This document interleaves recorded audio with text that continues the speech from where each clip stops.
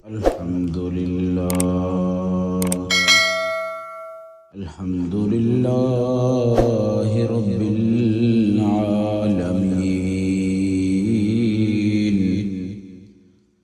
والصلاة والسلام على سيد المرسلين وعلى آله وأصحابه أجمعين. أما بعد، قال الله تعالى في القرآن المجيد: أعوذ بالله من الشيطان الرجيم، بسم الله الرحمن الرحيم. لقد من الله على المؤمنين إذ بعث فيهم رسولا.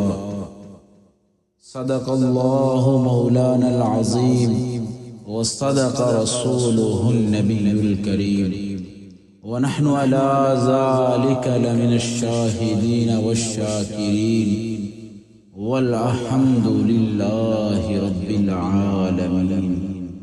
نہایت عزیز برادران اسلام،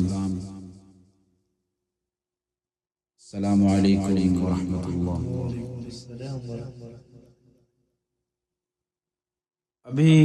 ابھی میں نے جس آیت مبارکہ کی تلاوت کا شرف حاصل کیا ہے،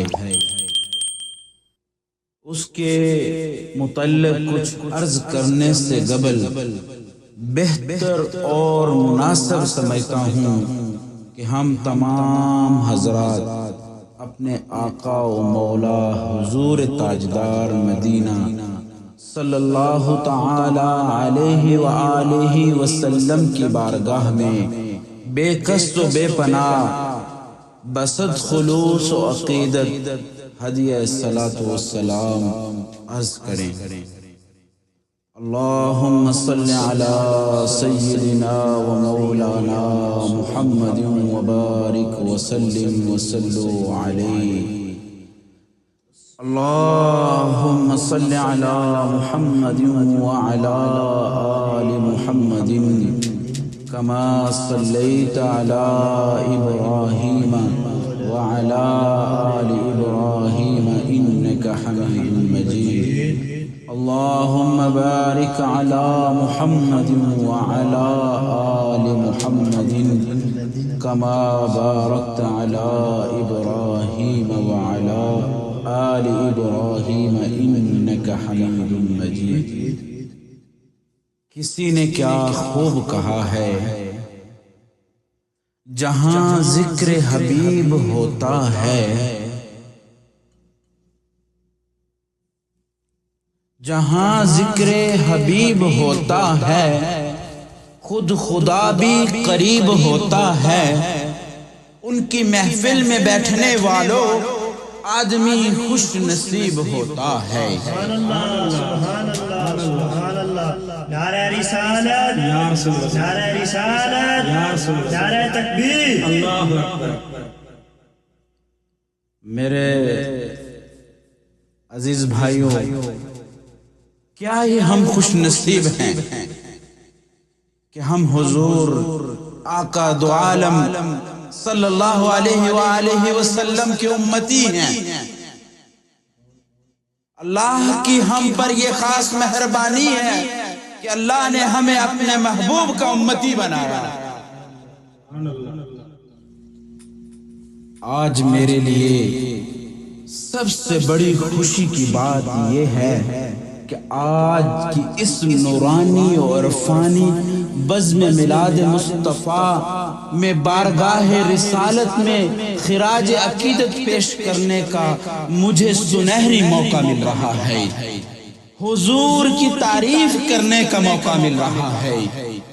میں اپنی چشم تصور سے دیکھ رہا ہوں کہ اس محفل میں فیوز و برکات اور رحمت و انوار کی موسلا دھار بارش ہو رہی ہے. سبحان اللہ، سبحان اللہ. اور ایسا کیوں نہ ہو، ذکر ہے تو کس کا بات ہے تو کس کی بلا شک و شبہ ذکر اس کا ہے جو نور حق ہے، بات اس کی ہے جو ذل ربی ہے، تذکرہ اس کا ہے جو خدا کی عطا سے مالک کائنات ہے۔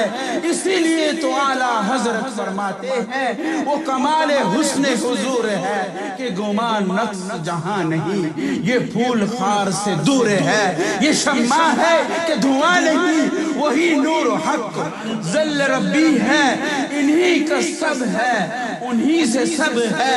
جس جگہ بھی اللہ تبارک و تعالی اور اس کے پیارے حبیب سرکار دو عالم نور مجسم صلی اللہ تعالی علیہ وآلہ وسلم کا ذکر جمیل ہوتا ہے، وہاں رحمت کے فرشتوں کا نزول ہوتا ہے۔ سبحان اللہ۔ حدیث میں آیا ہے یعنی اللہ والوں کے ذکر کے وقت رحمت کا نزول ہوتا ہے۔ میرے بزرگوں اور دوستو ذرا غور تو کیجئے، جب صالحین کے ذکر کے وقت رحمت الہی کا نزول ہوتا ہے تو جو تمام صالحین مرسلین کے پیشوا ہیں، سردار ہیں، جن کا ذکر خود خدا تعالی اللہ تعالی ذکر کرتا ہے، جب ان کا ذکر ہوگا تو پھر ہم پہ رحمت کیوں نہیں برسے گی؟ سبحان اللہ۔ ان کا تذکرہ کرتے وقت کس قدر رحمتوں کا نزول ہوگا، ہمیں اس بات کا اندازہ نہیں۔ جب ہم حضور سے محبت کرتے ہیں تو ہم پہ جو رحمتیں برستی ہیں اس کا ہمیں اندازہ نہیں۔ اور ایسی مقدس محفلوں میں شرکت کرنے والوں کے رتبہ اللہ کیسے بلند کرتا ہے، سبحان اللہ۔ بھلا اس کا اندازہ کوئی لگا سکتا ہے؟ یہاں انسان کی سوچ ختم ہوتی ہے جہاں سے حضور کے ذکر کی محفلیں شروع ہوتی ہیں، جہاں سے حضور کا چرچا شروع ہوتا ہے۔ حضور کا چرچا اس جہاں میں بھی، دو جہاں میں بھی، اس دنیا کے لیے آپ رحمت للعالمین بن کے آئے ہیں۔ اللہ نے حضور کے امتی ہونے کا ہمیں شرف بخشا ہے، ہم گناہگاروں پہ یہ احسان ہے اللہ کا، اللہ نے ہم پہ اپنی رحمتوں کا دروازہ کھولا ہے۔ سبحان اللہ۔ سبحان اللہ۔ سب مل کے درود شریف پڑھو۔ اللہم صلی علی محمد وعلی آل محمد کما صلیت علی ابراہیم وعلی آل ابراہیم انک حمید مجید۔ اللہم بارک علی محمد وعلی آل محمد کما بارکت علی ابراہیم وعلی آل ابراہیم انک حمید مجید۔ آج کے اس دور میں کچھ لوگ اکثر یہ کہہ دیا کرتے ہیں کہ جشن میلاد مصطفیٰ سے کیا فائدہ ملتا ہے۔ اس سلسلے میں ایک روایت مجھے یاد آ رہی ہے جو راوی ہے حضرت عباس رضی اللہ تعالی عنہ سے۔ وہ فرماتے ہیں کہ میں نے ایک شب ابو لہب کو مرنے کے بعد خواب میں دیکھا اور پوچھا کہ تیرا کیا حال ہے؟ اس نے کہا جب سے میں مرا ہوں طرح طرح کے عذابوں میں مبتلا رہتا ہوں، لیکن پیر کے دن عذاب میں کمی ہو جاتی ہے، اور وہ کس وجہ سے ہوتی ہے، کیوں ہوتی ہے؟ حضرت عباس رضی اللہ تعالی عنہ فرماتے ہیں ابو لہب نے کہا وہ صرف اس لیے ہوتی ہے کہ جب پیر کے دن حضور پر نور سرکار دو عالم نور مجسم صلی اللہ علیہ وآلہ وسلم کی خوشخبری میں میری لونڈی سعودیہ نے مجھے سنائی تھی، میں نے اس خوشخبری سنانے کے عوض خوش ہو کر اسے آزاد کر دیا تھا۔ سبحان اللہ، نعرہ رسالت یا رسول اللہ، نعرہ رسالت یا رسول اللہ، نعرہ تکبیر اللہ اکبر۔ سبحان اللہ، سبحان اللہ۔ ابو لہب جیسا کٹر دشمن رسول صلی اللہ علیہ وآلہ وسلم کا مخالف، حضور کا دشمن، اسلام کا دشمن، کافر، اگر حضور تاجدار مدینہ صلی اللہ علیہ وآلہ وسلم کی میلاد کی خوشی میں لونڈی آزاد کرے تو اس روز اس کے عذاب میں کمی ہو جائے تو کیا ہم غلام مصطفیٰ ہیں؟ ہم حضور کو ماننے والے ہیں، ہم حضور کے امتی ہیں، اور ہم اگر حضور کا میلاد منائیں تو ہم کہاں تک ہمیں نوازا جائے گا، جہاں تک ہماری سوچ بھی نہیں ہوگی۔ اس لیے حضور کی محفلیں سجائیں، حضور کا میلاد منائیں، میلاد پڑھوائیں، اور اس طرح سرور کا مظاہرہ کریں کہ کیا ثواب سے محروم ہو سکتے ہیں؟ ہرگز نہیں، بلکہ ہمارا تو عقیدہ ہے جو محفل میلاد کو میلاد محمد کو پڑھائے، جو محفل میلاد محمد کو پڑھائے، اللہ سے مانگے جو مراد اپنی ہو پائے، محتاج کسی کا نہ ہو، کچھ دکھ نہ اٹھائے، مر جائے تو جنت میں بڑے شوق سے جائے، صلوات کے پڑھنے کی سزاور ہے محفل، جنت کے دلانے کی مددگار ہے محفل۔ سبحان اللہ، الصلاۃ والسلام علیک یا رسول اللہ، اللہم صلی وسلم علی سیدنا و مولانا محمد بارک وسلم وسلم علیہ۔ اس سلسلے میں ایک اور واقعہ میں آپ کی نظر کرتا چلوں، جسے حضرت امام جلال الدین سیوطی رحمۃ اللہ تعالی علیہ نے اپنی مشہور تصنیف جمع الجوامع میں میلاد شریف کے فیضان کے بارے میں تحریر فرمایا، میلاد کے بارے میں بیان فرمایا۔ وہ فرماتے ہیں کہ بغداد شریف میں عبد الجبار نامی ایک بڑا ہی عاشق رسول سوداگر رہا کرتا تھا۔ رسول صلی اللہ علیہ وسلم کی عقیدت و محبت میں ہر سال خوب اہتمام سے محفل میلاد پاک منعقد کیا کرتا تھا۔ اس کے پڑوس میں ایک یہودی بھی رہا کرتا تھا۔ ایک بار میلاد شریف کے دن یہودی کی بیوی نے اپنے شوہر سے پوچھا، آج سوداگر کے گھر میں کیسی خوشی ہے؟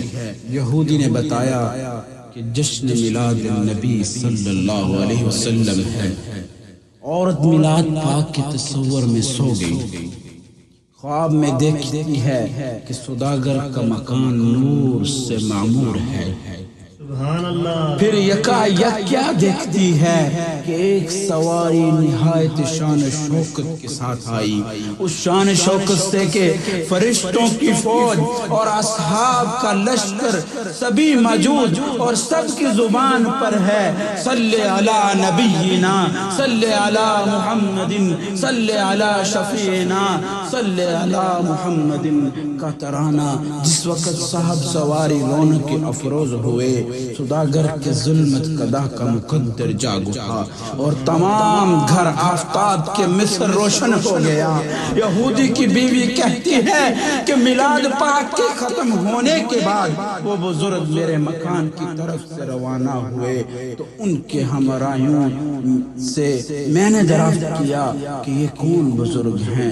تو ایک شخص نے جواب دیا، شمس الضحیٰ یہی تو ہیں، بدر الدجا یہی تو ہیں، سید کل یہی تو ہیں، قدر و سبل یہی تو ہیں، جن کو پکارتی ہے خلق صبح و مسا یہی تو ہیں، شافع ہیں روز محشر کے، خیر الورا یہی تو ہیں، یہی تو حضور ہیں، یہی تو ہمارے آقا ہیں، یہی تو ہمارے آقا ہیں۔ یا اللہ ہمیں حضور کی محبت نصیب فرما، اور یہ ہمارا یہاں پہ بیٹھنا آنا جانا سب قبول و منظور فرما، اور اس محفل میلاد کے صدقے سے ہمارے اوپر اپنی رحمت نازل فرما، اور ہمارا خاتمہ بالایمان فرما، وآخر دعوانا الحمدللہ رب العالمین۔